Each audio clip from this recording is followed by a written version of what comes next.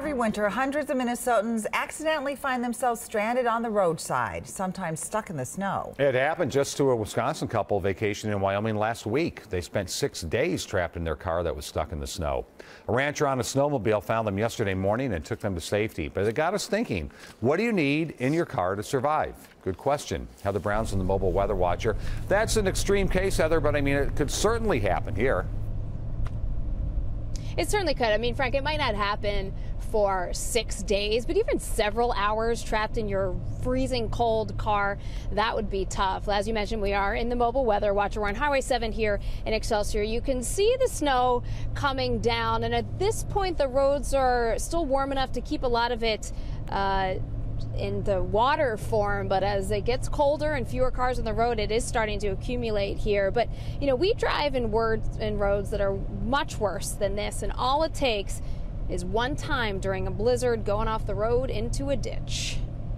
Oh, golf clubs. So you're ready for the summer. You got a sleeping bag?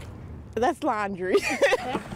So, well, you at least got a blanket. I have a blanket. Just really think about how uncomfortable it will be in a car if you're there for hours on end or possibly days. Kris Eide is the head of Homeland Security and Emergency Management in Minnesota. Always have extra gloves and hats because your hands, your feet, and your head really need to stay warm. How long do you think it would take for your car to get pretty darn cold? In Minnesota, pretty darn quick.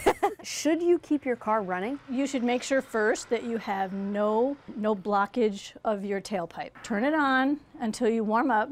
Turn it off. AAA offers kits you can find at Walmart or Target or a camping store. Snacks that won't spoil. Probably a blanket. Probably want a shovel. Most of the stuff can fit in a medium-sized bag. First aid kit. Maybe some water. What if your water froze?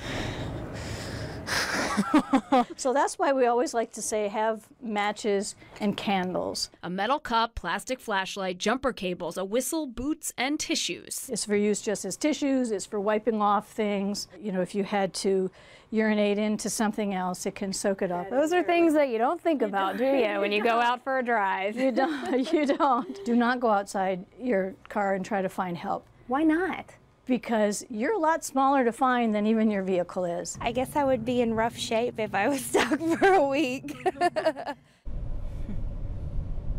I think a lot of us probably would. Now, most of the stuff that I was talking about there, you have at your home, and the space that it takes up in your car is worth a whole lot less than if you ever needed all that stuff. Now, the big takeaways here are if you're going to be driving in the snow, your best bet is to probably tell somebody when and where you're going. The other thing, too, is don't necessarily leave everything in the back, in the trunk there. It's a good idea to maybe leave a small blanket in your glove compartment, a flashlight in your glove compartment, and take a look at where you're going. Pay attention to where you're going. If you're traveling in the snow, know where your mile markers are, know where your roads are. So if you get stuck, you can tell somebody exactly where you are. Frank and Amelia. Good tips, Heather. Thank you very much. If you missed any of those items, Heather's put the list on our website. Just go to WCCO.com/links.